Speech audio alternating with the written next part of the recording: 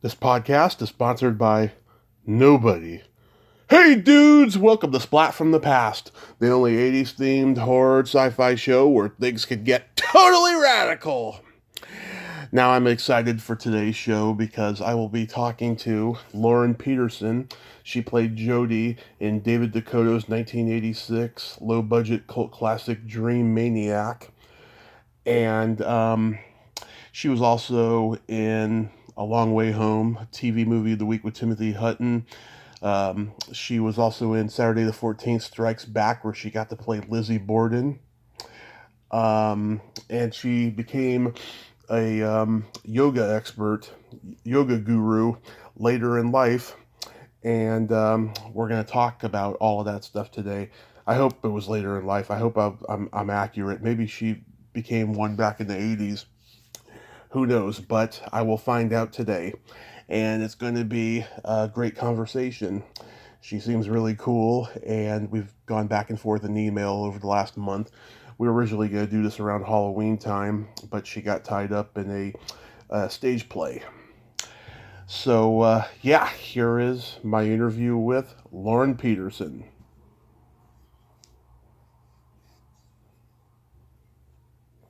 Hello. Hey, Lauren, welcome to the show. How are you today? Hi, I'm good. How are you, Tommy? I am pretty good, pretty good. This is such a great honor. Thank you for taking the time today.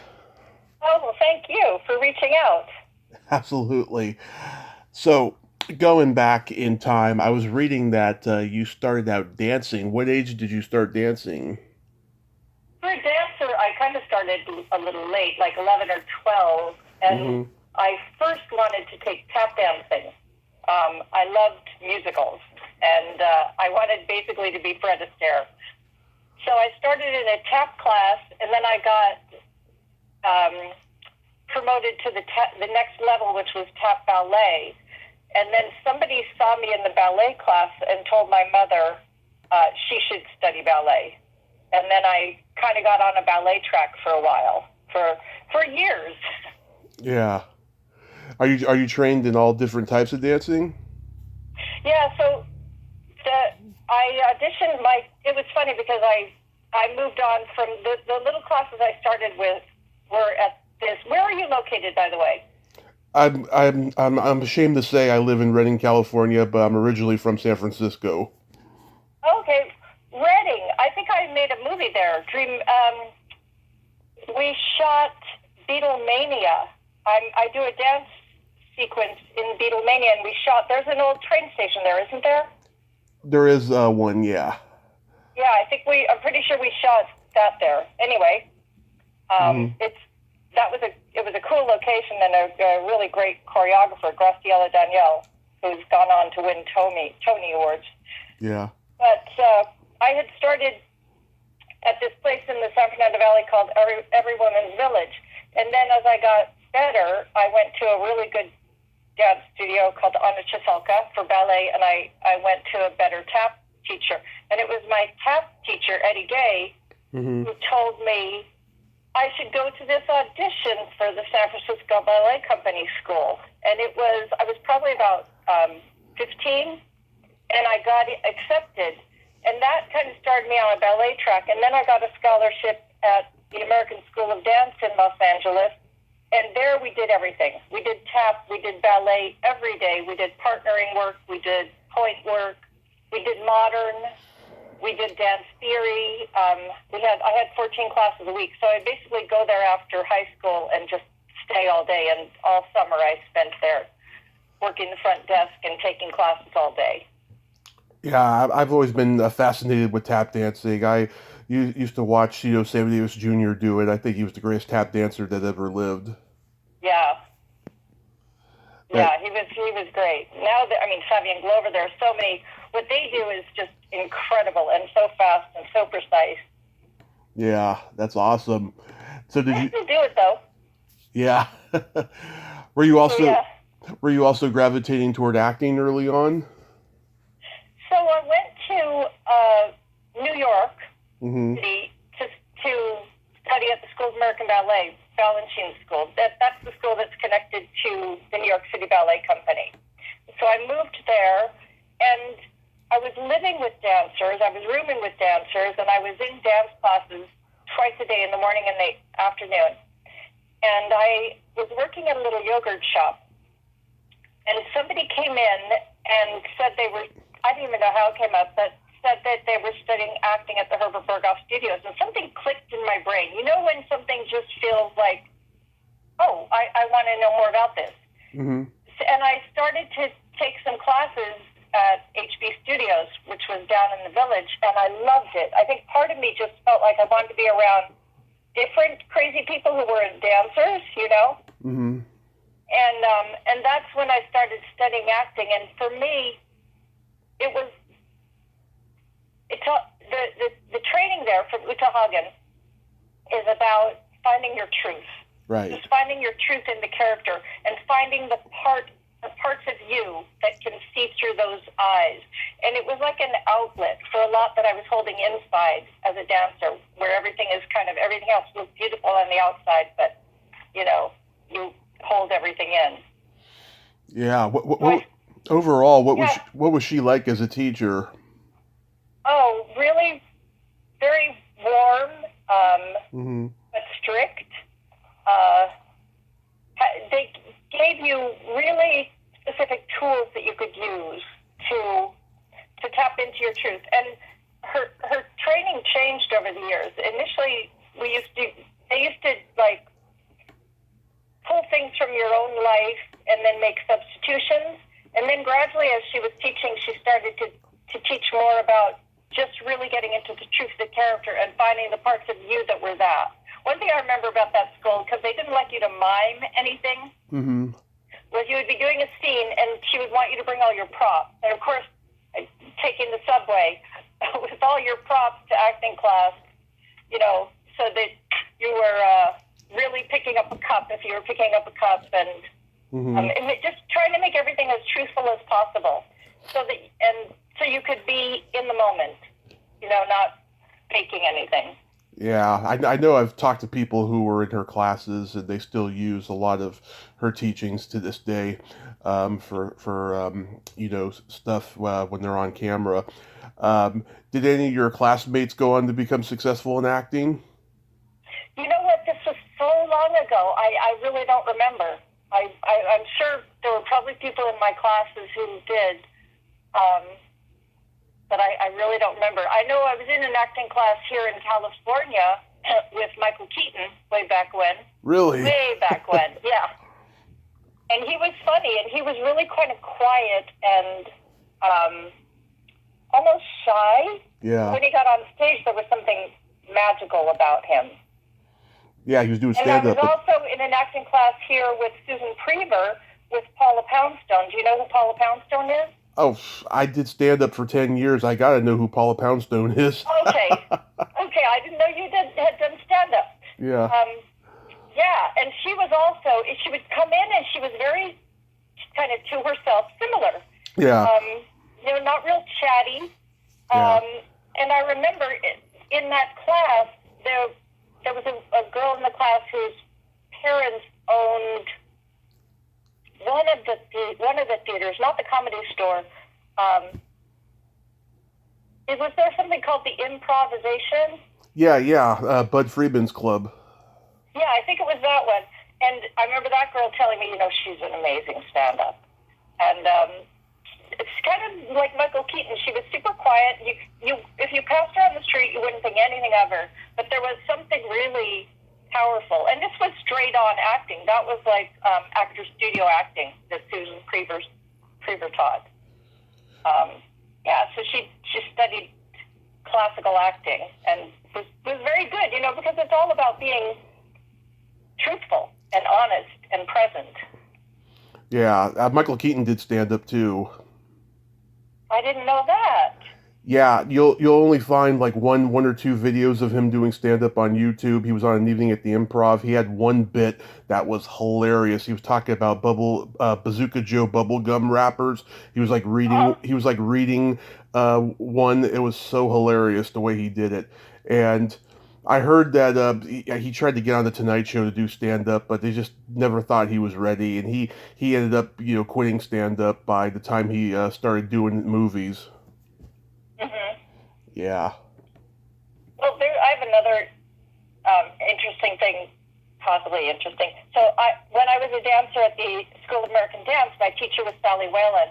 And Sally would go at lunchtime to teach Mary Tyler Moore on the Mary Tyler Moore Show. At lunch, Mary would take a ballet class. And sometimes Cloris Leachman would take it, Wow. Rhoda, Valerie Harper, and Georgianne Engel.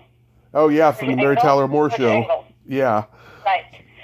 So, we would do a ballet bar, and she would bring me along because I was like her scholarship student. Yeah. And when that show ended, for a while we did it up at Mary's house. She had a little, she was married to Grant Tinker then. She had a dance studio at her home. And then she went to CBS. I don't know if you remember this. Probably very few people remember. She had a variety show for a little while. Yeah, I kind of heard about that. Yeah. Do you remember who some of her players were? I have no idea, but I remember Michael Keaton and David Letterman. Oh, okay. Before they were who they are now. This was, I guess, a long time ago. Probably it had to be the 80s. Okay, or the late 70s at least, because I do know David Letterman and Michael Keaton. 70s. David Letterman and Michael Keaton were both waiters at a restaurant that the unknown comic Murray Langston owned for about a year, and then it went completely under. Was that in California? In L.A., yeah. This was probably right around that same time. Yeah, but I don't think the variety show lasted all that long. But Mary has, loved singing and dancing, and she was a very good dancer. Yeah, funny. That's crazy. So you made your TV movie debut in A Long Way Home, which was Timothy Hutton movie. Yeah, that was my SAG card. Your SAG card introduction. Yeah, I remember I got that audition because I didn't have an agent or anything, but my mother knew a woman who managed some kids, and I had just moved back out from New York, and she knew I was kind of trying to break into the business. And I believe she had some of her kids cast in the show, and the casting director was Randy Stone. And she knew they were looking for someone to play grown-up Carolyn, and she thought I had the right look. So Randy saw me, and I got a call back, and I went back in. And on the third callback, when it was down to two of us, and we had to audition with Timothy Hutton, he looked carefully at my resume, which I don't even know what I had on it. Yeah. Probably mostly, my training. And he's like, "Are you SAG?" Because it was a big deal to get into Screen Actors Guild, right? Right. And I said, "No, but I need to be." And at that point, I auditioned with Tim, and they picked me, and the producers don't care, But I was lucky to get in the room, is what I'm saying. Yeah. Yeah. Well, that's a good cast there. You got Rosanna Arquette, Brenda Vaccaro. That's a pretty big deal there. And Timothy Hutton, he was just about to win the Academy Award that year and be the youngest person, one of the youngest people. I think Tatum O'Neal broke that record for Paper Moon, but one of the youngest people to win the Academy Award. Yeah. And the movie he won it for was with Mary Tyler Moore, right? Right. Yeah, she played his mother in that. And interesting enough, I did a tribute to Mary Tyler Moore last year, and oh wow. Me and the historian I was talking to, we were talking, and I said, "Do you think that the reason why she didn't win the Academy Award for that movie was because she was too close to that character in real life?" And he said, "Absolutely. She was not well liked by a lot of her peers in Hollywood because they knew that she could be a mean person like that character. So it's most likely true. That's why she didn't win." Interesting, because I didn't see that side of her. Of course, I saw her in very specific circumstances. I didn't work with her, right? So maybe that was a different side of her when she was working. Right, because she had all these different moods from what I've gathered, and a lot of them were alcohol fueled. It goes with the territory sometimes of alcoholism. I know. And then you guest starred on Fantasy Island. How was that? That was fun. we were part of a fantasy for Tattoo. Mm-hmm. And I remember Ricardo Montalban was very cool, but Tattoo was Hervé Yeah. Melchez was a bit of an oddball.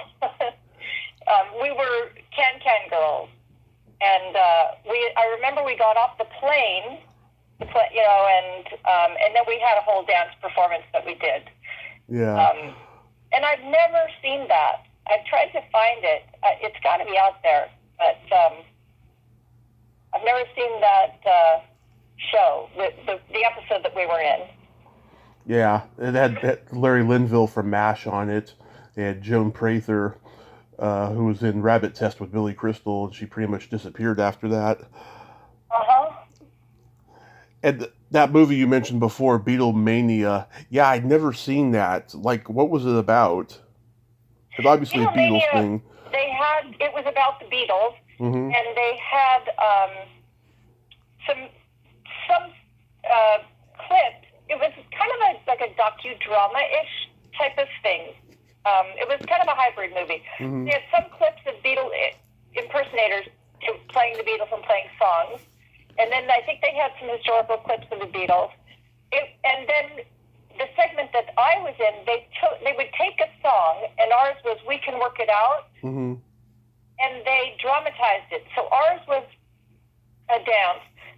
They had a white couple and a black couple in the years of Vietnam, and it shows us saying goodbye at a train station to our boyfriend. And I was like a schoolgirl in a little schoolgirl outfit. Yeah.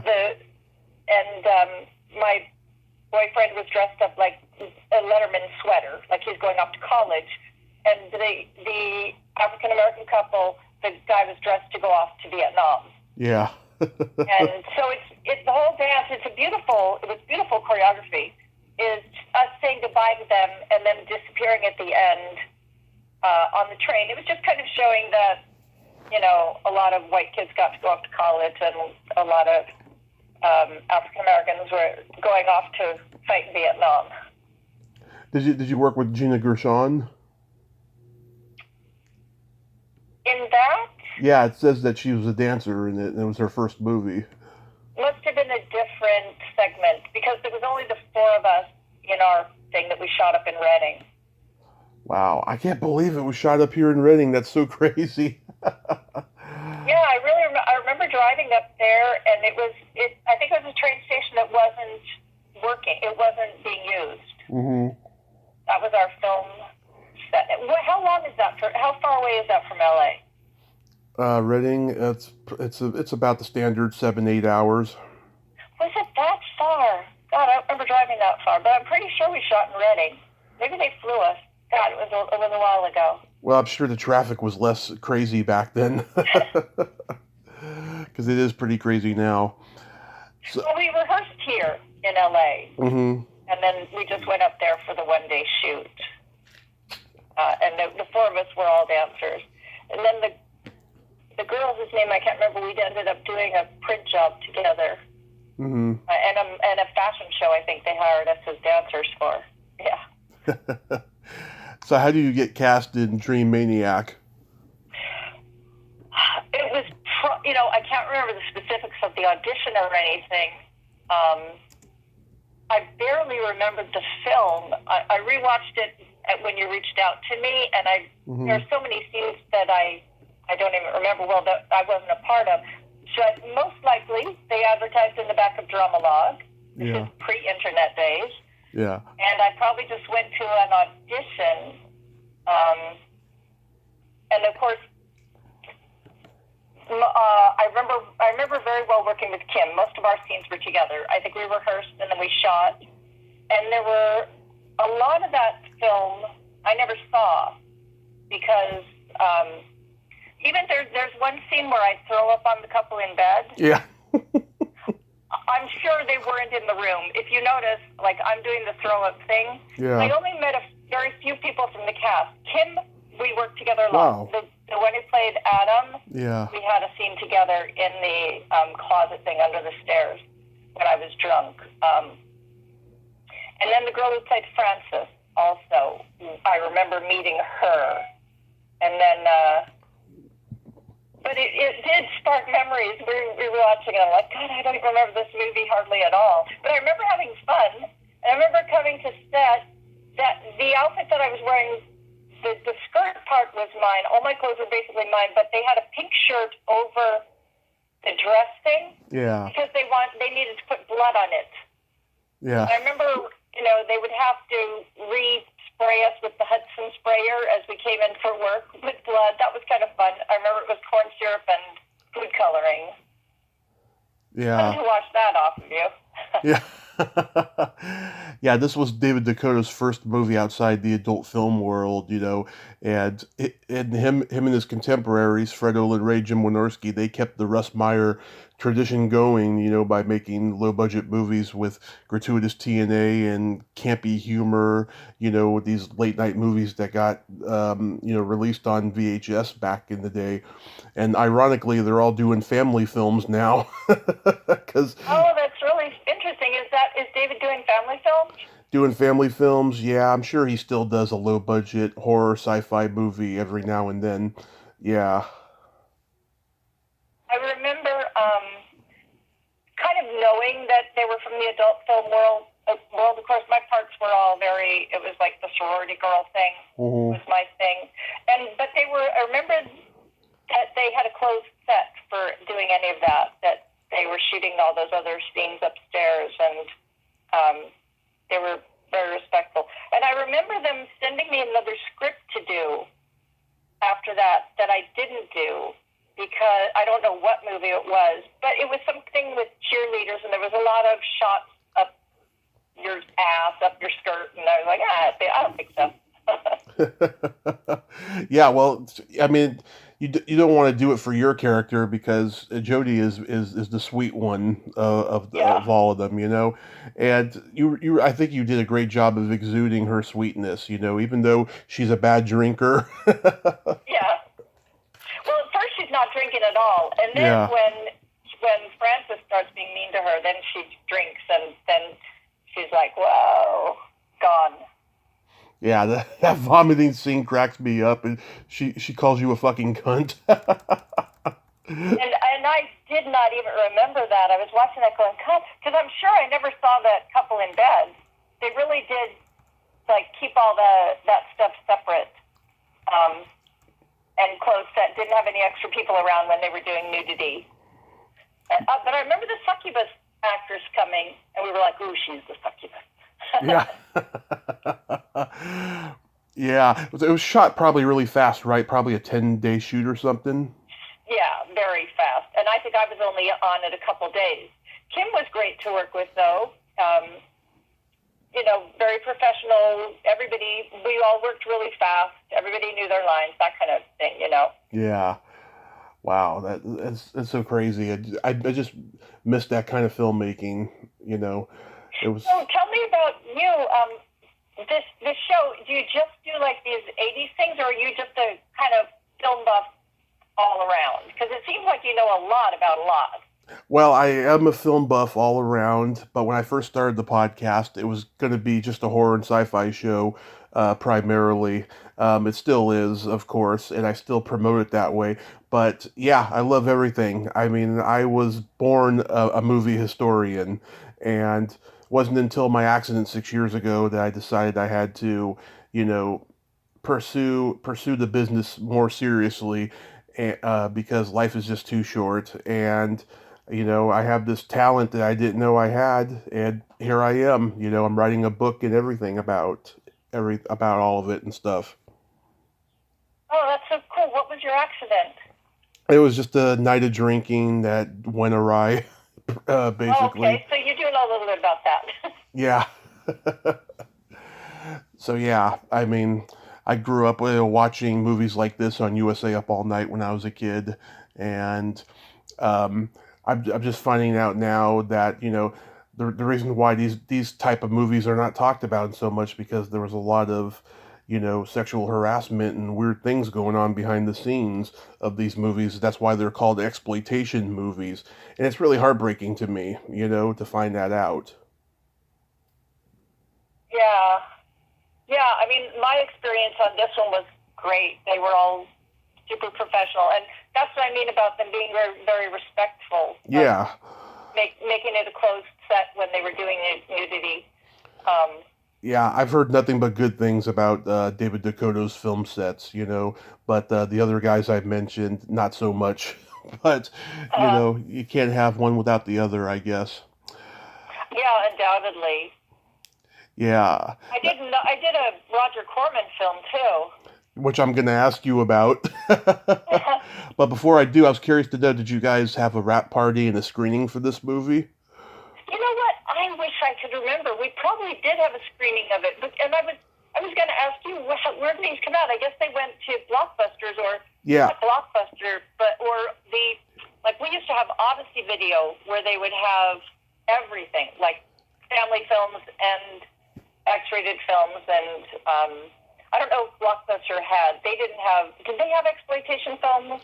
They did, not as many, but they did have them. But the mom and pop video stores, no doubt, had many of them.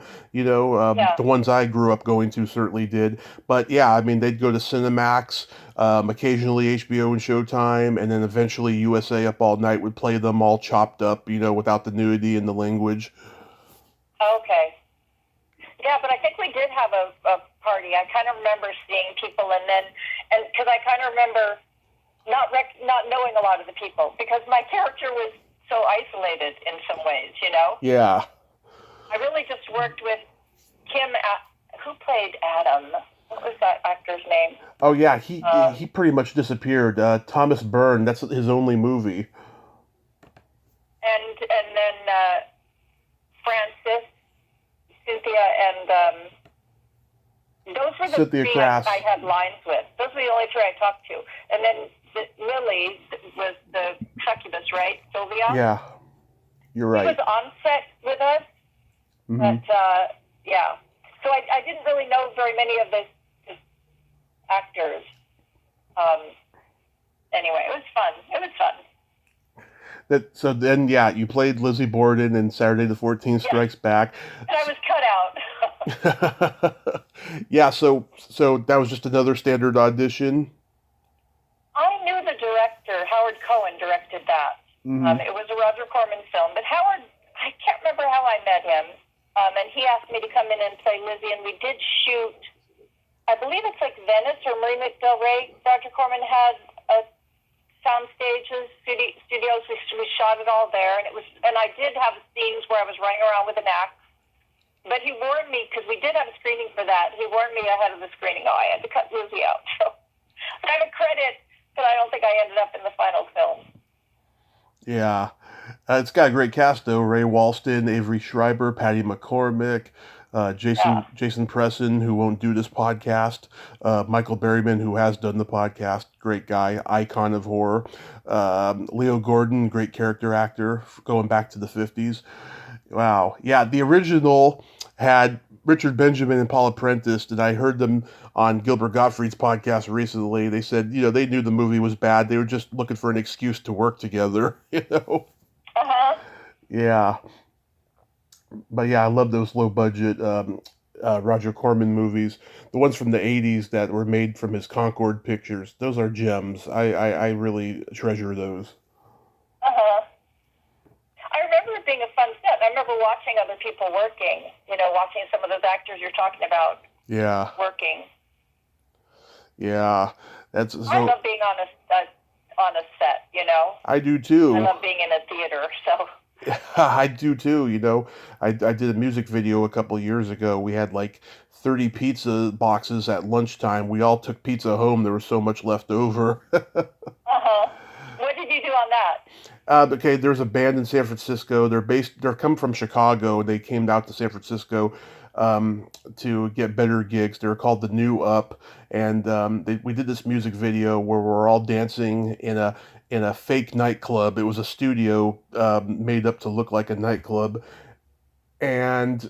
or wait a second, was it a real nightclub? I can't remember. It was something along those lines. And we were there from like 9 o'clock in the morning to 6 o'clock at night, and we just had a blast. And the director, yeah, he was kind of a dick, I won't lie, but it was just absolute fun. And you could see me Slightly. I mean, I'm the tallest one there. I'm 6'3". Oh, wow. You could kind of see me in that crowd there, and yeah, it was a lot of fun. I mean, I was posting it for like a month when it came out. I was just like, look, I'm in a music video because I had been in one before, but I was cut out because the singer and I were no longer friends by that point. But Hmm. I was happy about this one, you know. Yeah, so I've had two iterations as an actor. I Hmm. stopped. You probably, if you've seen my IMDb, they probably see there's like a gap from the '80s to like 2016 because Yeah. I became a parent, and I did a lot of TV commercials over those years. Hmm. But I had at the same time in the '70s, '80s, I was doing a lot of theater. I was in a theater company, and then when I had my son, I have a 30-year-old. He's almost 31. Hmm. I just stopped doing um, theater completely, and my theatrical agent, left the business, and I just kind of never looked to get another one. I've been with the same commercial agent for a long time, so I did keep doing TV commercials, which was a savior for me, Hmm. for money, for residuals and health insurance and such. Yeah. So what kind of commercials did you endorse? Oh gosh, I did American Airlines, AT&T, Lipton Tea. I did 3 beer commercials. One Rainier beer, Michelob, Hmm. something else. Let's see. I did Long John Silver's. I did a Ross commercial where I was, because I'm also a yoga instructor. But that's another story. I kind of started that when I went from dance to yoga, and then when I was taking a break from acting and raising my son, that's when I started to teach yoga. So I've done yoga in a few commercials for 24-hour fitness for Raw. I was the lady twisted up in a knot who paid too much for her outfit. Yeah. That was the tagline. Um, I've done a whole lot. Can't even think. I did a whole bunch for one. I did for one director, Leslie Decter used me Hmm. over time. And Peterman Decter I did through there, and then Decter Higgins. Those are both like production houses. Right. Um, How, yeah, how a lot of them I've never seen. hmm Um, how long but how long have you been practicing yoga for? I started I started into yoga, I would say, in my late 20s. I just started it. And Okay. then late 20s, early 30s. And then I got pregnant. I really, really wanted to have a child, and I got pregnant when I was about 31. Hmm. And from then on, I kind of let the dancing go, and I just kept practicing yoga. Because even with an infant at home, it was something I could do. I started with like a cassette tape somebody had given me with a class on it, and books completely on my own, and videos. And having a dance background physically, it came pretty naturally to me in a lot of ways. And then I got serious about it and really trained with the founders of Yoga Works. They were my teachers. Nice, nice. Yeah, so you have your own studio, right? I do, although now I'm only teaching on Zoom from it. Yeah, because of the pandemic, right? Yeah, and it's smaller. It's small. I started doing classes here, and I really couldn't get enough people in to make it worth my while. I'm still teaching out of Malibu Fitness. I've taught there for about 30 years. Um, and then I teach I'm at the little studio. It's also a little house. I'm here now. It's in East Hollywood. And I still teach out of here on Zoom, yeah. Nice. Do you know Mandy Ingber? No, not that I can think of. Mindy Ingber? Mandy Ingber, yeah, she was a child actress in the 80s, and now she's a yoga instructor. She's got Jennifer Aniston on her clients list. She's known her since the 80s. I've talked to her a couple years ago. She's a funny, funny lady, and she's very passionate about her yoga. She's always posting on Instagram, her in a yoga pose and all of that stuff. Mm-hmm. Yeah. I also, It was great for me. It kind of brought together the physical that I liked, and I got into very physical kind of yoga. I got into Ashtanga yoga. mm-hmm. And also, my dad was a religious scholar. He was an engineer by trade, but he wrote a book on comparative religions and their relation to science. So he was always handing me books about the teachings of the Far East, and it kind of brought the spiritual and psychological that I was curious about with the physical. And also, most dancers, by the time they're in their 30s, have a lot of injuries. Right. And I instinctively knew yoga was something that I'd be able to do, like, forever, to some degree, you know? Right. Yeah, so it happened organically for you. Yeah, it really did. And then I needed to do something with regular hours when I was a single parent. Yeah. And that's how I kind of started. I fell into teaching yoga. Now, this is way back before there was a yoga teacher training on every corner, you know? Like now there's so many yoga teachers. But I had been taking some classes at a place in Malibu, and the teacher was leaving, and she said, well, why don't you just let Lauren teach it? And I really had no, I really knew so little about it. I looked kind of like I knew what I was doing because physically it came to me. And then I really, you know, dove deep into it and studied with great people and started teaching at more and more places, and it grew. And then I started to do a lot of private clients in Malibu. This was over years. Yeah. And started to teach internationally eventually at festivals and stuff. I was supposed to be in China April 2020 teaching at a yoga festival. That didn't happen. Yeah. Hopefully you'll get to do it next year. Yeah. Then they kind of did a virtual festival, and I filmed a class for them. But this is probably the longest I've gone, because I was going every year to Japan. I taught in Korea. I taught in China, teaching at festivals, and just across this country, teaching at studios and stuff. And everything stopped for a bit. And also in the meantime, I'd say around when my son was off in college was when I got back into acting. Nice. Yeah, I noticed too, among your theater credits, you did a production of Hairspray. I did. That was fun. Did John Waters come to it? No, I don't think so. Oh. But I got to play 3 characters, which is not uncommon when you do the stage version of Hairspray. I played the gym teacher, which is just one small scene. And I played, Spitzer is usually played by a man. Nathan Lane, I think, played Spitzer in the movie. Right. And somebody else was cast in the part. Denise Dowles was our director. And I can't remember what happened. That person didn't show up to rehearsal, and they had me read the part, and then she recast it. She put me in it. And then I played Prudy Pingleton was my... Pingleton, is that right? Pinkerton, I think. I played the uptight mother. That was kind of my main part.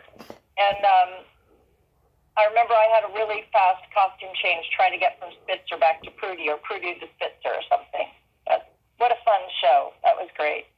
And what a beautiful theater we did at the Orpheum Theater in downtown LA.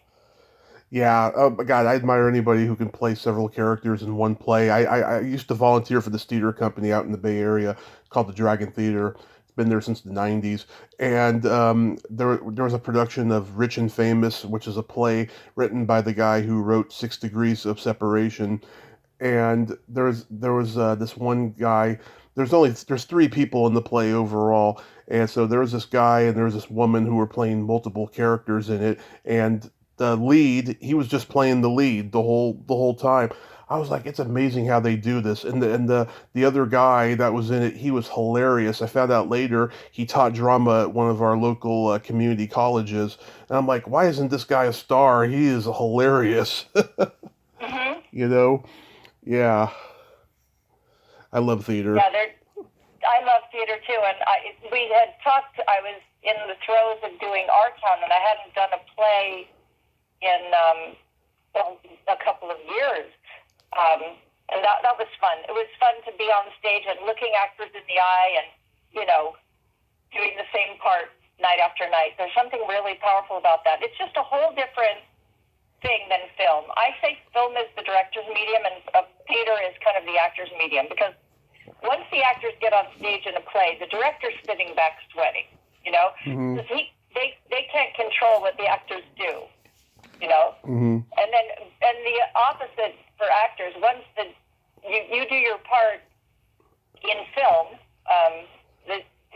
and maybe you do 5 versions of a scene, you know, and it's up to the director to choose which take. And then the actor's sweating at the screening because you don't know what they've chosen, how they put it together, and, you know. Yeah. But I love both. I love the whole feeling of being part of that group, whether on a set or in a play, you know. Right. I know you just got done doing a play. How did it go? Yeah, that was our town. It was really fun. We had a really good group, a really good cast. Do you have any upcoming projects, another play or something? Don't have another play at the moment. I'm doing a feature film in January called Holiday Boyfriend, and I'm playing a very uptight, wealthy British mother. Ooh, love it. Whose son is getting married, yes. And, yeah. So that'll be fun. Mm-hmm. What else do I have? I'm part of another film called God is an Astronaut, where we filmed my part, but they're still in production, doing other stuff. So that'll be out later. I have a couple projects I can't talk about. I'm in a Disney Plus series that'll come out in 2022. Nice. And I just voiced a new character for a Blizzard Entertainment game. So a video game. It's my first video game. I've done other voiceovers, but for both of those projects, I had to sign NDAs, so I can't talk about them yet. Yeah, that's great though that you got all that going on and stuff. I mean, have since you've come back to acting, have you found it's increasingly difficult now because the industry has changed, but it's also rewarding because you're older now, you're wiser, and you got like more knowledge than you did 30 years ago. Well, I tell you, I love being older and not having to try to play the leading lady, you know? Mm-hmm. And I'm more of a character actor. Like, I haven't done Botox and all that. And I don't mind playing older than I am. Yeah. Sometimes my agent will send me out to play older characters because they want to hire someone who can stay on set all day.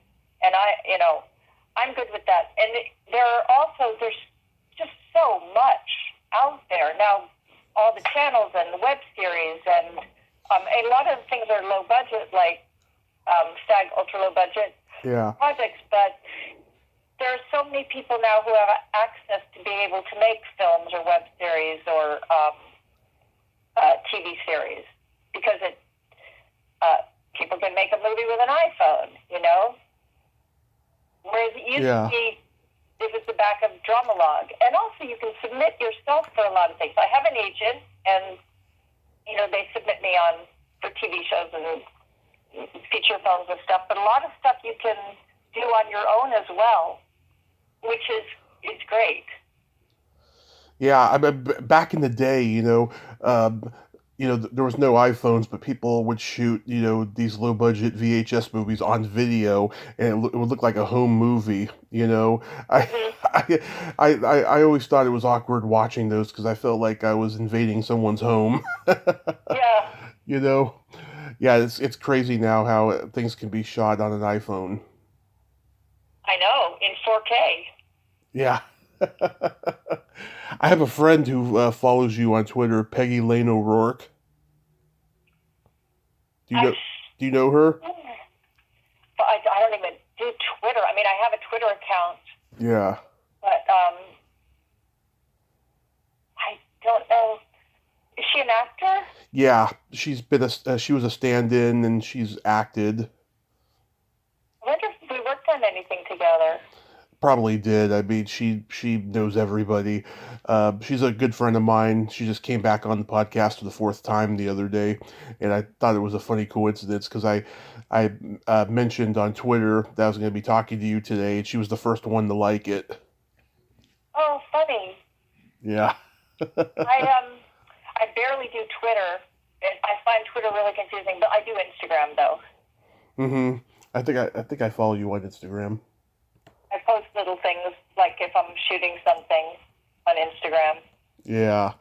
Yeah, that's another thing too. I see people, taking pictures on sets. I can't believe they're allowed to do that.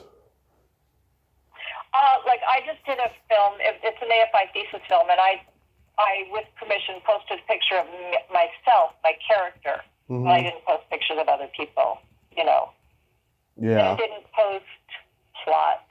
Now there are some things like the Disney thing. Forget it. Yeah. They actually give you stickers you're supposed to cover your phone with. And the first day we all did, then you just don't. You just know you can't. You have to sign an NDA every day you go in to work. So there's no way you would post anything. Yeah.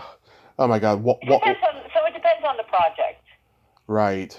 Yeah, Walt's been dead for 50 years and everyone's still following his old school philosophy. Uh, It's crazy. But I want to thank you so much for coming on today, Lord. This was a lot of fun. it was great to talk to you, Tommy. Thanks for being a fan of these movies. Absolutely. And you have yourself a happy holiday season and be safe out there. All right, thanks. You too. Okay. Bye-bye. Bye-bye. Well, there you have it. Lauren Peterson. Ain't she a sweetheart? Oh, what a great lady, huh? And I'm glad that she's back in the game. Gonna check out her projects, that Disney series. Huh, that's so awesome that she's got on there. Well, until next time, this is Tommy Throwback Kovac saying there's no shame in living in the past because the present sucks. Later, dudes.